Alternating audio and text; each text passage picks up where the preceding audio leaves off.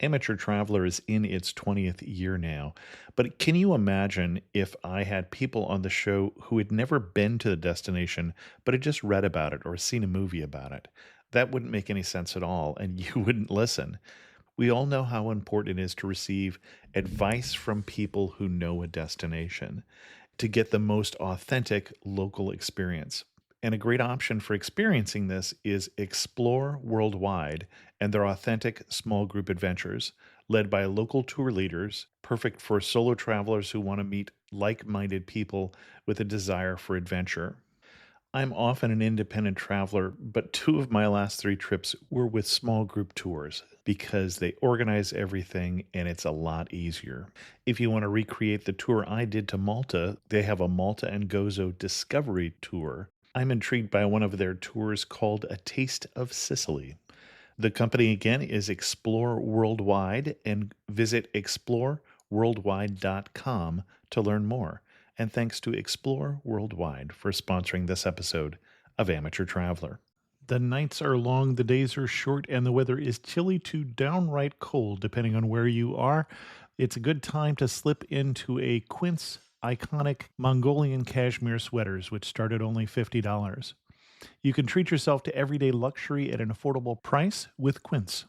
If you really want to dive into luxury, you can check out their leather handbags, washable silk shirts, and European linen sheet sets. Whatever you're looking for at Quince, all the prices are 50 to 80% less than similar brands, and they do that by partnering directly with top factories and cutting out the middleman. They only work with factories that use safe, ethical, and responsible manufacturing processes. And of course, they use premium fabrics and finishes for that luxury feel in every piece. But you've already heard me rave about my Quince travel pants. Treat yourself this winter without the luxury price tag. Go to quince.com/traveler for 365-day returns plus free shipping on your order. That's QUINCE.com/traveler to get free shipping and 365-day returns. Quince.com/traveler. And thanks to Quince for sponsoring this episode of Amateur Traveler. Got my bags packed, I'm on a roll. I'm heading out there and I'm ready to go. I'm looking real good in my passport photo. Oh, no. Amateur Traveler, episode 689. Today, the Amateur Traveler talks about sand dunes and deserts and hot air ballooning, zebras, giraffes, oryxes, as we go to Namibia to Sossusvlei and Namib-Naukluft National Park. Welcome to the Amateur Traveler. I'm your host, Chris Christensen. Let's talk about Namibia. I'd like to welcome to the show Karthik Iyer, who is currently from Boston, but has come to talk to us about Namibia. Karthik, welcome to the show. Thank you, Chris. Good to be here.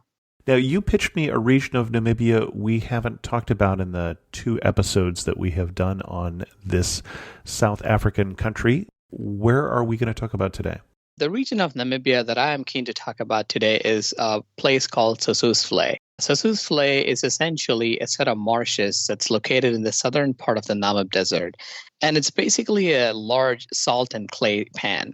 So it's near where the Namib Desert abuts into the Kalahari, and it's one of the many vlais, which actually means marsh and not valley, along with Detvlei and Hedenvlei in the Namib Desert. Excellent. And why should someone go to Namibia? That's a great question. Namibia is one of the largest countries in the world, which you might not realize if you just look at the map.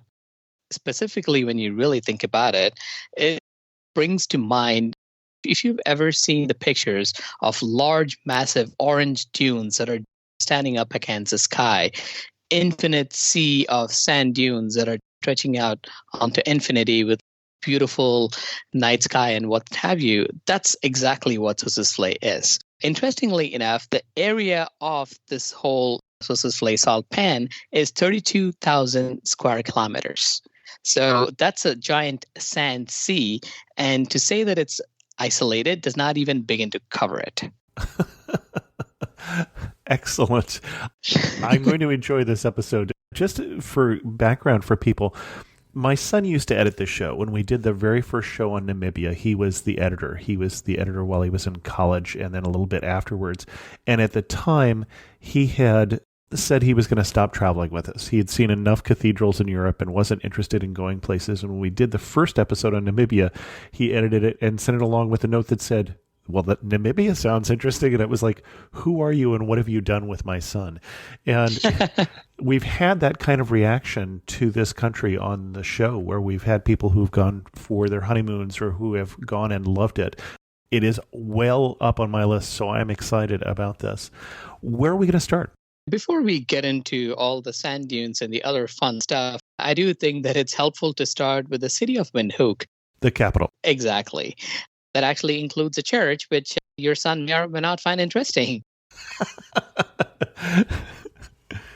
When you fly into Namibia, the first city that you fly into is Windhoek. It is a very small city, but it is also very, very cosmopolitan. I mean, you have very high-end gyms, lots of great restaurants and what have you, and it feels very different from the rest of the country.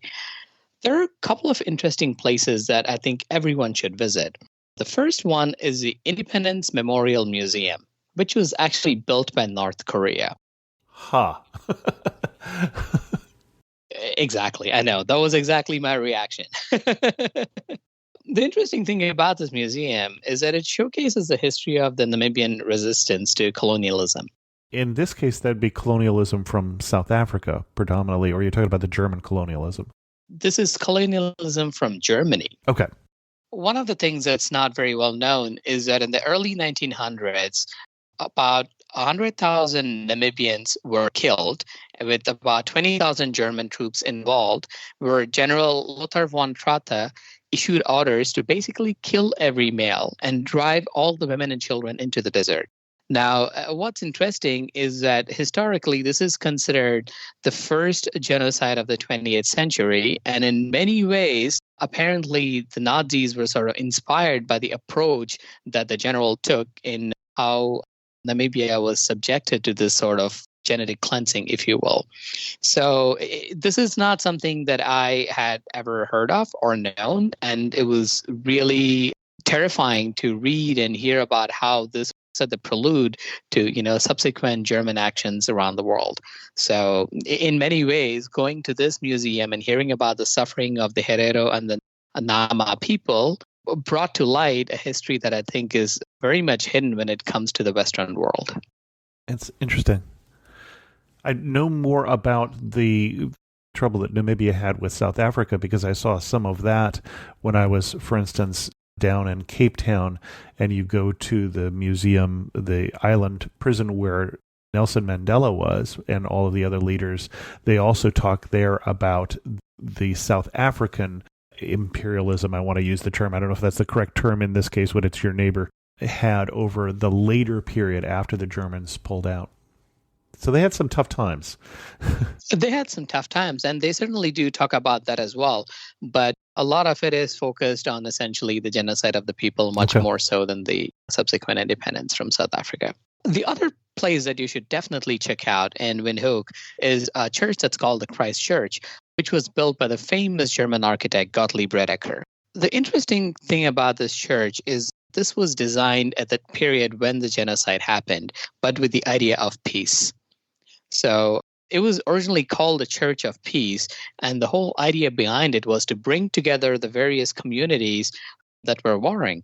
Interestingly enough, the general on the Namib side, Samuel Mharero, was actually trained as a priest. And the whole idea was that we all come together and stop fighting and unite over this common idea of a church. But of course, that didn't really happen for a whole lot of reasons. Nevertheless, the church has a very beautiful and very unique architecture. And over the years, the fact that the church tried to unite people and tried to bring people together, it's affectionately earned the term marriage church because it's where people came to get married for good luck. So now, on any given day, you'll find people, whether they're Germans or South Africans or Nama or Herero, come to the church to get married from all over the country and all over sub-Saharan Africa.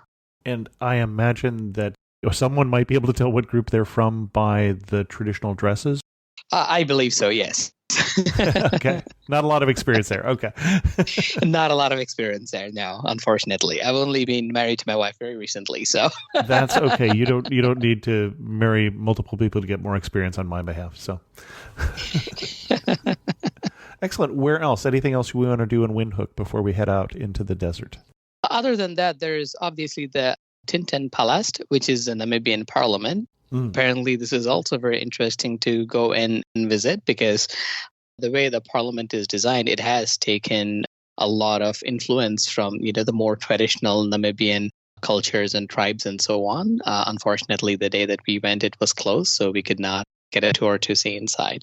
But obviously, that's something that's also been touted as a place to visit when you're there. Okay. The one thing I would say is that when you're in Windhoek, it is incredibly important to stock up on a lot of food, a lot of water, and of course, beer.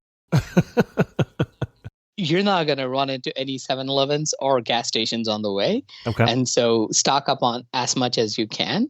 And secondly, you're not going to have any cell phone reception in the middle of the Namib Desert. So physical paper maps, as well as anything that you can download on your phone to make sure that you have all the maps and everything in place, makes a huge difference when you go on this long drive. Now, you say on this long drive, so we are talking about a self-drive trip, we should say. So you have two options from Windhoek. Mm-hmm. You do have little planes that will take you to Sossusvlei. They're not operated very reliably, but they do exist. Or you can basically drive down there. Everyone that we talked to suggested that the planes are a risky proposition and that we should probably drive down. So we decided to go ahead and drive down. And typically, the drive itself is only 5 hours, technically. But the reality is that the roads are not the greatest. And given the conditions, and if you stop on the way and what have you, it'll probably take you 8 hours. That's the reality of where you'll be driving through. Okay. Now, the good news is that when you start heading down there, I would suggest getting started as early as possible. So we started heading out at 6 o'clock in the morning, and it was perfect because we left the city as the sun was rising, and we had some wonderful views of the landscape, which is really barren and empty, but it's very surreal in a way. And you'll see a lot of antelopes, a lot of giraffes, mountain zebras.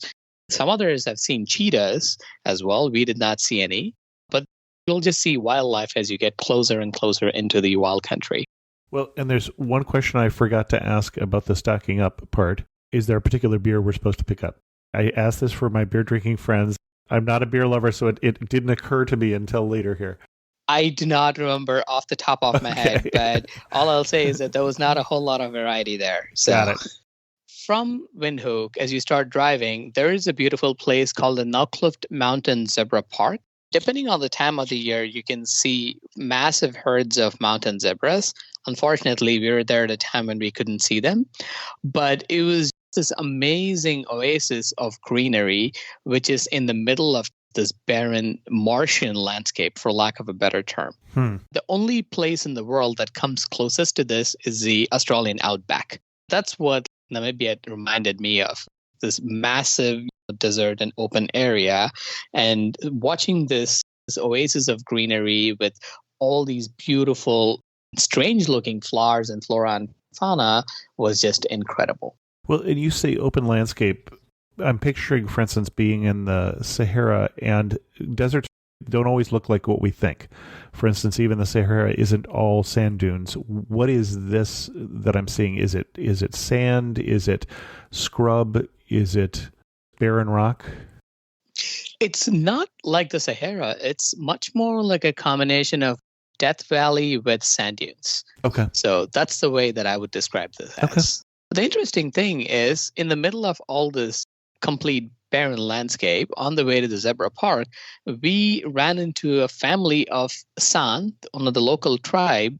They're essentially what used to be called the Bushmen. We saw this family that was on the move, and it was a fairly, probably like 6 or 7 of them, and we saw them walking around the wilderness. We stopped the car, turned around, and we went looking for them, and we couldn't find them. It was just amazing that in the span of 10 minutes, an entire family of 6 or 7 adults just disappeared into this open, barren landscape. It sort of brings to mind just how skilled they are at evading people if they need to. And it was very, very surreal experience. Excellent. The other thing we would really suggest is when you are driving into the Sossusvlei and the Namib Desert, please get a 4x4. I mean, you do ask Sure. in your show notes. I've heard your shows many times where you ask, hey, what's the one thing that Lonely Planet gets wrong or the guidebooks get wrong? They say, oh, you can drive a 2x2. Please don't drive a 2x2. We basically had a flat tire just by driving a 4x4 and we had to fix it. And it's interesting because you drive through these roads where you're like, oh, wow, the roads are so crappy. And then there was one stretch where we were like, oh, wow, look, the roads are nice. There's even railings on the side. And then we realized it was basically a steep downhill drive at an incredible decline.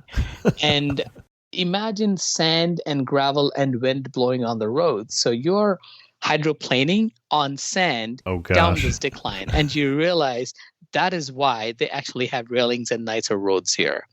So there is no way that you can have a 2x2 and do this well. In fact, on our ride back, we saw at least 2 vehicles that were stranded because they didn't have gas or they didn't have spare tires or the right vehicle. So highly recommended that you either go with a shuttle service or somebody who will take you there, or you get a really nice vehicle that can handle the conditions. Okay, good to know. From essentially the zebra park, you head out to a town that's called Solitaire. And Solitaire looks really out of Disney's Mater's Tall Tales. It literally has this little car that's broken down, and it literally has that picture, and it's beautiful. But bear in mind, from the time in Windhoek until Solitaire, there are no gas stations. So this is the only place where you can get gas or beer or food or anything else at all. So that's one thing to keep in mind. The other thing to keep in mind, which people don't tell you, is that Namibia, being a former German colony, is that they're very, very punctual, which means that if they say the gas station is going to close at 6 o'clock, the gas station will be closed at 6 o'clock. So you are out of luck. So plan your trips accordingly, because whether it's a national park or whether it's a gas station or whether it's anything else, ours are very, very, very strict. I think of that versus the more flexibility in the hours in some of the rest of Africa, where if it says it closes at 6, may it close at 5. So, in many ways, it works against you because a lot of people who are used to traveling in other parts of Africa come to Namibia and then they sign up for a tour. They assume the 5 o'clock tour will take off at 6 o'clock. They show up at 5:30 and the tour has left. So, so then once you get to Solitaire, there is a place called Sesriem, which is where there's a canyon, and that is the entrance to the Naukluft National Park. There's an actual paved road here, but getting to the sand dunes and to the park requires that you know how to drive in the sand. So we stayed at a lodge right next to the Sesriem Canyon called the Sossusvlei Lodge. Okay. So the Sossusvlei Lodge basically is probably a kilometer from the canyon, so which meant that we could wake up in the morning, go to the canyon, get our permits, and then drive straight into the actual Sossusvlei National Park itself. So there's a daily permit that is required? There is a daily permit that is required. It is 80 Namibian dollars per person and 10 per car. And $1 is about 14 Namibian dollars. Okay. Well, wow, that's not bad at all. Okay. So this is where you get into the fun part. When you get into the actual Sossusvlei itself, you will see these massive, incredible dunes of various sizes and shapes. The interesting thing is that these dunes are well over 1,000 feet tall, and they come in various shapes and sizes. For example, you have a type of dune that's called a star dune, which is not found anywhere else. Because of the fact that the winds are coming in from every direction, the dune takes the form of a starfish, which is very fascinating. And then you have other types of dunes that are basically your typical dunes that look exactly like what you'd imagine them to look like. And you have dunes named after famous landmarks. For example, there is Dune 45. It's about 560 feet tall, but it's very stunning visually. It's by the 45th mile marker. That's why it's called Got it. Dune 45. And then there's Dune 7, which is different from the Dune 7 in the Walvis Bay near Swapkomund, which where one of your earlier interviewers basically talked about having climbed that dune. The interesting thing is that the sand here is over 5 million years old. So this sand is so old that it comes from a mix of the Kalahari Desert and from the sand pan that's been there. And it's got this iridescent orange that changes with the time of the day. And I have not seen anything like it anywhere else in the world. It looks quite photogenic from the pictures I'm seeing. Yeah, it is incredible. So then we spent the day basically climbing a whole bunch of dunes, which was a lot of fun because in many ways, every new type of dune that you climb, it gives you a feeling for the landscape and just how varied it can get. Mm-hmm. But then what we decided was to basically camp out on the night of that particular day, because rather than drive all the way back to the lodge, you can have campsites, which are actually pretty sophisticated. So you have indoor plumbing, you have electricity outlets, and you can set up your camp next to it. So you have access to a lot of the modern amenities while you are getting set up for the night and for the next day. Did you need to decide that ahead of time as you get the permit in the morning that you're going to camp out? In fact, you should decide that way ahead of time because during the peak season, it gets to be pretty busy. So the campsites and the lodges tend to get full pretty easily. So you should definitely plan all of that at least a couple of months in advance. And you say the peak season. We didn't talk about what time of year you went. The peak season is actually around winter in the northern hemisphere. So it's anywhere from around October, November through March. Okay. And so you're in summer there. What are the temperatures? We were there in spring, essentially. So the temperatures didn't get too warm. So you're there around November or something like that? It was around November, exactly. The temperatures didn't get too crazy during the evenings, but during the day, it certainly hits about 90 to 95 degrees. Okay. And then much cooler in the evening, I would expect. Incredibly cooler in the evenings. And also, as the Danes would say, there is no such thing as bad weather, only bad clothing. So please come prepared with adequate layers. Just because it's a desert does not mean that it's going to be pleasant in the evenings. Right. No, it means quite the opposite. You'll have a larger change of temperature in a desert climate. Yeah. When we were there, we decided to climb one of the biggest dunes called Big Daddy, which is 325 meters or 1,066 feet. And on the way there, one of my friends had decided to swap out one of the bags with a bag with his tripod. And the other bag had several liters of water that he left behind in the car. So halfway through the climb to one of the tallest dunes in the world, in the middle of the afternoon, we realized that we were out of water, or we basically had half a liter of water to share between three of us. And of course, we climb all the way to the top, we make it there, and rather than take the hard way of basically hiking back down, we decided, well, we don't have a lot of time and we're really thirsty, so let's just try to slide down on our bottoms down this really steep side of the dunes. And of course, we start doing that, except that it had rained for the first time in 6 or 7 years in there. And the desert pan itself had a little bit of water. And so we slide down and we land flat into this slushy, uncomfortable, sandy, marshy thing, for lack of a better term. And then we hiked back to our car. And of course, we had cold beer and water and oranges. And there were these older German tourists who had been there, who were waiting to go on. They have these shuttles that'll take you to see the dunes, not necessarily climb them. Okay. They see us hang out there trying to bite off these oranges and chug beer. We just look like hell, covered in all kinds of grime, and they probably were thinking, what the hell are these guys up to? So from there, what we did the next day was we drove to what's called Dead Valley or Death Marsh. To me, this is the most beautiful place that I've ever seen in the world.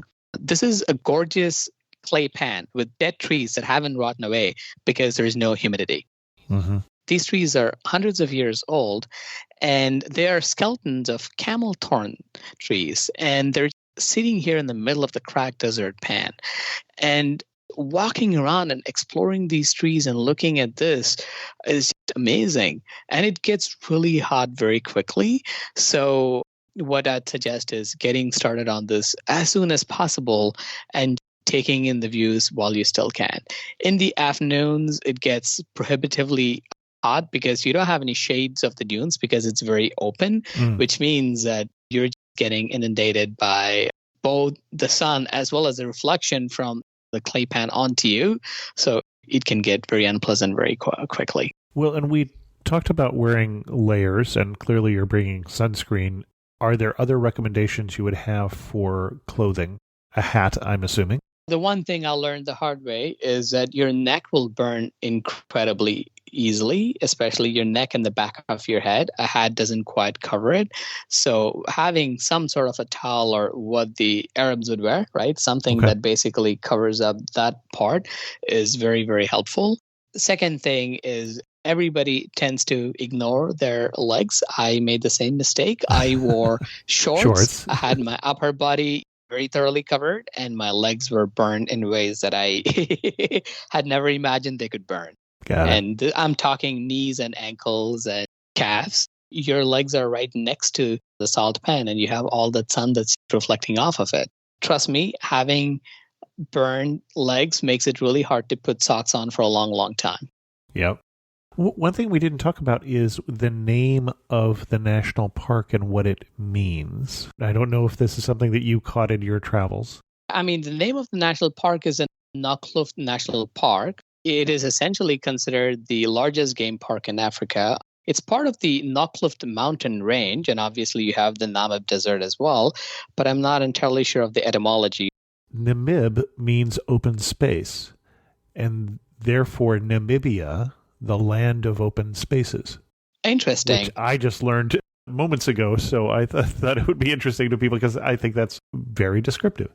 Interestingly enough, the Lonely Planet says that the Nama word Namib actually means vast dry plain, which I assume is similar as open space. So from there, we actually went down to another marsh that's called Hiddenvlei. The interesting thing, and I don't think I talked about this before, is that you have all these vlays that are marshes that make up Sossusvlei and the region. Sossusvlei is one of the marshes. Hiddenvlei is a hidden marsh. Deathley is death marsh, and so on. You're talking about there is VLEI, Vlei. That's correct. Okay. Interestingly enough, even among South Africans who are of Dutch origin, there is misconception that Vlei refers to valley, but apparently it refers to marsh, which we learned when we were there. The other place that you could go to from there is another marsh that's called Hiddenvlei, which is very fascinating because while both Sossusvlei and Deathley are very popular tourist destinations, Hiddenvlei is sort of hidden. It's a little off the main route that you would take, and it's not so clear where it's located. So in many ways, this means it's this less popular but incredibly pristine area that you could go to. It has other big dunes. One is called Big Mama, because Big Daddy was the other one, which is a hard one, but Big Mama is also pretty hard, and several other dunes. They're all various sizes and shapes and come with varying degrees of difficulties that you can climb and check out. Once that's done, we basically headed back to go back to our lodge because we had camped for a little while, and we decided to just head straight back to the lodge. The following morning, what we did was we signed up for a hot air balloon ride. We had heard that this is one of the must-do activities. This is an example of Namibian punctuality. We got picked up at 4:30 a.m., and there were a couple of Americans who assumed when they said 4:30 a.m., nothing would happen until 5 o'clock. At 4:30 a.m., the bus left without 4 Americans. So who were not happy when we got back. It was very fascinating. The interesting thing is you get on this hot air balloon, and the idea is that you would be in the air before sunrise. So from 4:30, you're driven for about an hour. You get to this place where they board you onto the balloon, and you see the sunrise from up in the air. And because of the fact that you have a lot of fog and moisture in the air, the moisture slowly dissipates, clearing the vast desert in front of you. And it brings to mind the vastness in a way that you cannot see it anywhere else. It's really, really surreal. And did you book that well in advance also? We booked that about 2 weeks in advance. Okay. And is there one provider or multiple providers, or? There's basically one provider. So there is one provider that does a helicopter tour and one that does a hot air balloon tour. Oh, okay. And I'll put a link to that provider in the show notes. One of the things that you will notice if you're lucky is you will see these lone oryxes. Oryxes are these giant antelopes of sorts with really big horns, and they tend to be pretty large. And interestingly enough, male bull oryxes tend to be very territorial, and they tend to mark a territory with whatever little greenery that's there, and they patrol this entire area looking for anybody who dares to encroach on it. And obviously, female oryxes that are looking for a partner or looking to eat come to the territory, and that's how the male mates.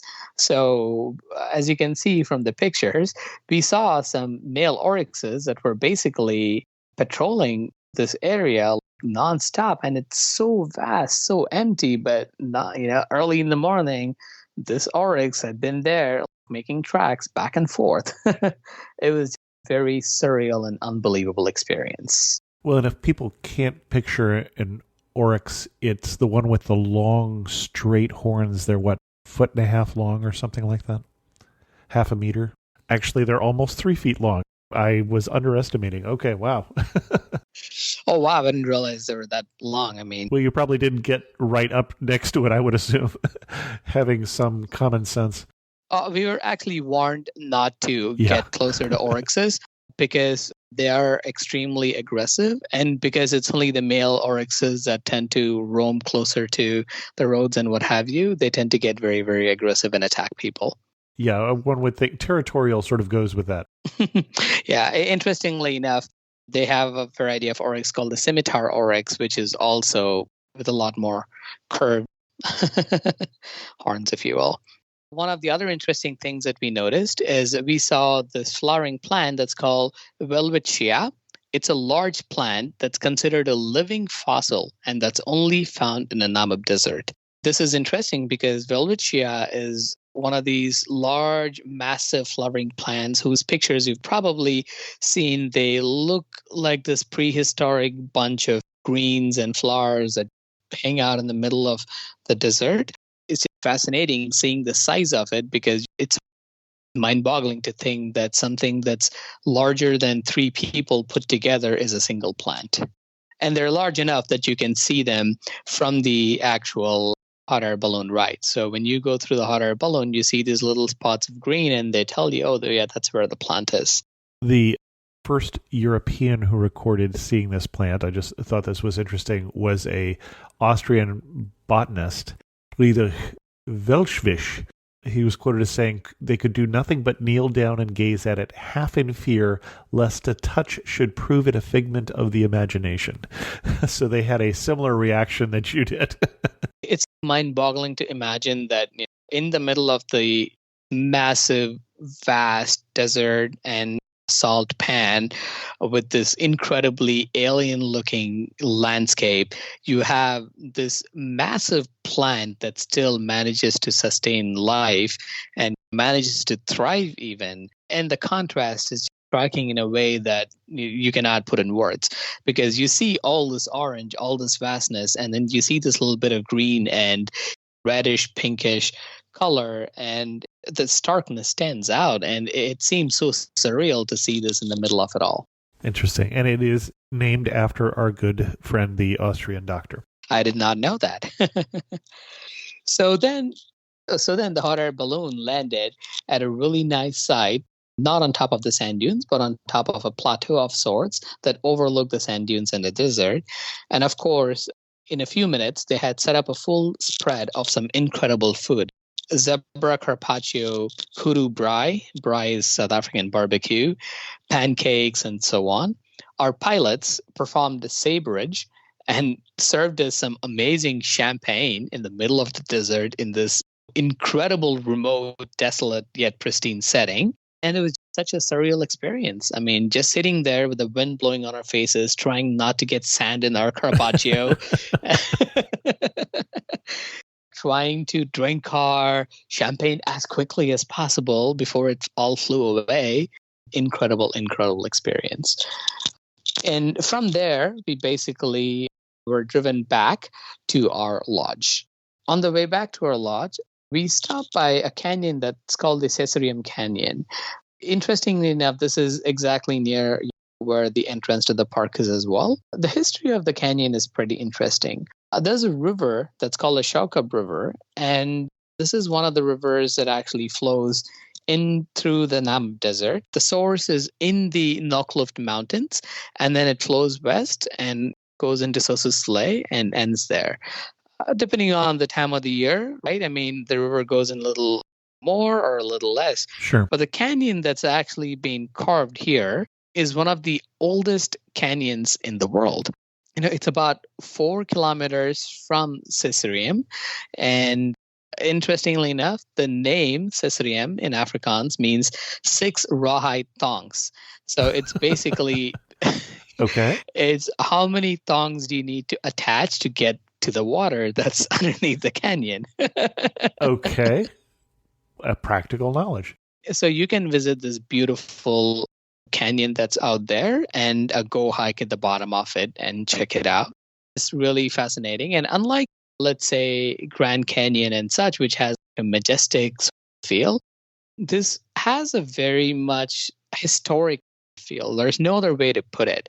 In a way that it feels ancient, you can look at it and say, oh, wow, this used to be so much more grand, but it's been eroded and here it is, but this is what's left of what used to be so much grander.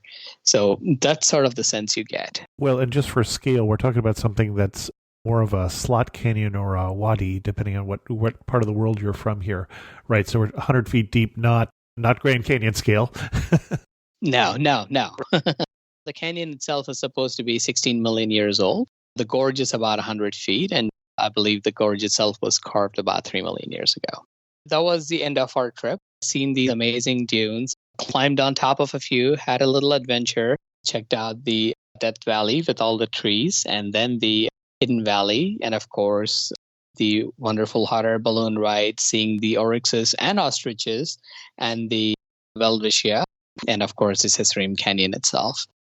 Is there anything you would do differently next time for this part that you've talked about already? The interesting thing is that I have been to Namibia several times. So I have been to Etosha, I have been to the various parts of Namibia during various other trips. The one part I could not go to was the Skeleton Coast. And you could see the Skeleton Coast from the hot air balloon of sorts. You could see it in the distance. Further north. But it is further west, actually. Oh, okay. Sossusvlei is almost near the Skeleton Coast, except that you have a couple of 100 kilometers of sand dunes in between. Got it. But if you go a little further to the west, that's where it is. At the end of the day, it's like any other massive national park. It depends on how much time you have. If I had more time at my disposal, I would definitely like to have gone back to the Skeleton Coast and spent a little bit of time there and seeing how that is. And that's probably the biggest I wish I had moment for me. Okay, excellent. And one of our other 2 shows on Namibia does talk about the Skeleton Coast for those of you listening who want to hear more. Excellent. Were you going to talk about the trip back here? Okay. On the way back, we basically decided to drive to Binhu from the Sossusvlei Lodge. But this time around, we decided to take a slightly longer route. The interesting thing is if you're willing to take a little bit of a detour for an hour or so, you can actually stop by the Tropic of Capricorn sign that's there. It's a little north of Sossusvlei Lodge from where we were leaving. It was, hey, we're here. We're probably not going to be back here again, so why not stop by and take a look at what it's all about. Is interesting that you're in, I forget sometimes how further north Africa is, that you're in what we would call Southern Africa, which is usually Namibia, Botswana, and South Africa at least. And you're in the tropics or you just crossed over into the tropics. Doesn't seem right to me. But The thing that makes it really weird is not the fact that you're in the tropics, it's also the fact that the sign is hard to find. Basically, you're looking around for it, and suddenly you see the sign in the middle of the desert that's just surrounded by a whole bunch of what you'd imagine Sahara looks like, right? I mean, rocks and a little bit of shrub and what have you, and there's a sign. That's it and nothing else. And the sign has been vandalized by people writing all sorts of stuff on it. It's something you could just drive by and easily miss. That's what makes it all the more surreal, because in all this vastness, you're there and you're like, oh, I'm in the tropics? That seems wrong. You're right. It doesn't look tropical from our usual definition. I've got you there. And interestingly enough, when we were there was a group of Germans who decided that they were going to take off their shirts and basically act like it's the tropics. So there were a group of Germans who were basically in their tropical gear, pretending that they were in the tropics, taking a photo there, which we found was interesting. Funny. Anything else you want to cover before we get to some of our wrap-up questions? Couple of things. I mean, one is, as I said before, please be prepared when it comes to your food and when it comes to the gas and drinks and so on. It is easy to underestimate just how massive and how vast this is, but this is truly the middle of nowhere, and you will not get gas or food very easily. So be prepared for the worst. That's one thing. Second thing is Namibia does not have great food. This might come as a surprise given where you are and given the fact that it's a German colony. But basically, the food you will get is game meat that's seasoned with salt and pepper if you're lucky. Okay. There's not going to be a whole lot of anything else. So if you are a picky eater, you're out of luck. And if you're a vegetarian, you're definitely out of luck. And when you say the food, you were doing camping, so you were cooking or preparing your own food. So this is when you're stopping in some place like Solitaire, there's a restaurant, or when you're in Windhoek? Even in Sossusvlei Lodge. Got it. Okay. We decided to stop and camp, but a lot of people stay at the Sossusvlei Lodge and take day trips to see the dunes and come back, rather than try and hike them and climb them and so on. So the advantage you have of actually camping on the sites gives you the freedom to hike and have your own four-wheel drive to go as you please. But if you're going to see the things, there's no reason you cannot stay at a lodge and have good food. I mean, what passes for good food and a good bed every day. Okay. A little more plain than you might get some places. Okay, good to know. And sorry, one other thing that I forgot. One of my friends, he screamed in the middle of the night when we were staying at the lodge, and we came in to see what was going on. And there was this massive moth in his room.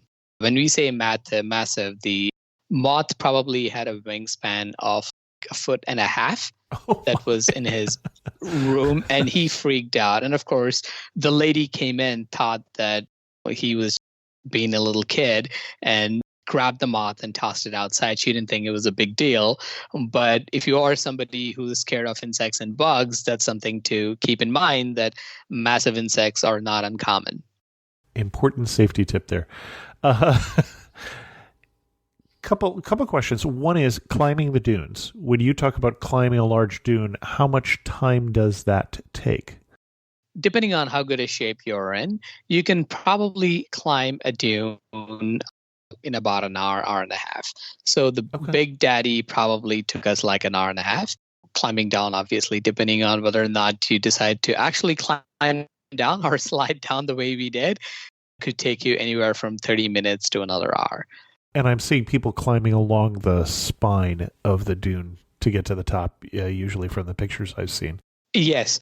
The thing to keep in mind is that for every 3 steps you take, you'll probably slide back a step or two. That's why I was wondering. If you're going to climb from the sides, what tends to happen is that you will slide down far more often. Climbing on the spine tends to reduce the amount of slide that you have when you climb to the top. Good to know. You're standing in the prettiest spot in Namibia that you saw. Let's narrow it to this trip. Where are you standing and what are you looking at? Without any doubt, the hot air balloon. Sure. Standing in the Okay. hot air balloon, looking at sunrise and the Skeleton Coast, and the fog is clearing, and you have the entirety of the Namib Desert laying flat and open in front of you. You're seeing a lone oryx that's walking by, creating these tracks. You're seeing the desert wildflower, and it's unbelievably desolate, beautiful, and thing you will not see anywhere else. Excellent. One thing that makes you laugh and say only in Namibia. We asked for red wine at the Sossusvlei Lodge. Okay. We assumed that the girl had understood what we had wanted. She brought back grape juice to us. She basically is like, yeah, we thought that wine is from grapes, right? Here you go. And we're like, sure, why not? This is great. It's funny because you're not all that far from Cape Town, where you can find wonderful wines. In fact, many trips will start in Cape Town and then go up into Namibia. So, okay. Could be the one waitress, but No, so if I have to, say it all over again, only in Namibia would be that if you ask for spices, they will bring you salt and pepper, right? And only in Namibia is if you ask where the next gas station is, they will tell you, oh, it's about 8 hours from here. So excellent. Our guest again has been Karthik Iyer. And Karthik, thank you so much for coming on Amateur Traveler and sharing with us your love for Namibia. Thank you very much, Chris. It's been a pleasure and a wonderful experience being part of the show. In news of the community, it's still my plan to launch a Patreon campaign to support Amateur Traveler here over the next month or so. So stay tuned in the Facebook group, facebook.com/Amateur Traveler, or on the mailing list for more information about that. I'll also put it in the show as well. But what kind of things you'll get, I have in mind that there'll be some episodes of Amateur Traveler that are probably topical that will not be available to the general population, and maybe you'll get Amateur Traveler sooner. Maybe you'll get first chance at an Amateur Traveler trip. Those are the kind of things I have in mind, so let me know what you're thinking about that. I had 3 new reviews about the Amateur Traveler. Welcome to 3 new listeners. A Youper Goes to Europe. I love this podcast. On my flight to Europe last summer, I listened to the podcast for the different countries we were going to. It was so fun. I also listened to them on the way home to see what I saw and compare. Great podcast. I'm hoping for an episode on the Circle Tour around Lake Superior. I'm planning to do this in the summer. We have something that covers part of that, but I don't think all of that. Can't wait to go to Provence. I'm planning to go to Provence for fall, and I have read dozens of blogs and listened to many podcasts. Wendy's insights were very refreshing with truly helpful tips. Truly specific, helpful tips. Her enthusiasm and pace was lovely. Thanks, Chris. Appreciate the guidance your podcasts offer. And then thirdly, really interesting and useful podcast. Have just started listening to this podcast, and I'm so impressed. Lots of really useful information and interesting insights. An indispensable resource for those who love travel. Well, thanks to all 3 of you for reviewing, and thanks for all of you who over the years have reviewed Amateur Traveler. It does help people find the show, and I always appreciate it. With that, we're going to end this episode of Amateur Traveler. If you have any questions, send an email to host@amateurtraveler.com, or better yet, leave a comment on this episode at amateurtraveler.com and get on the mailing list. And as always, thanks so much for listening.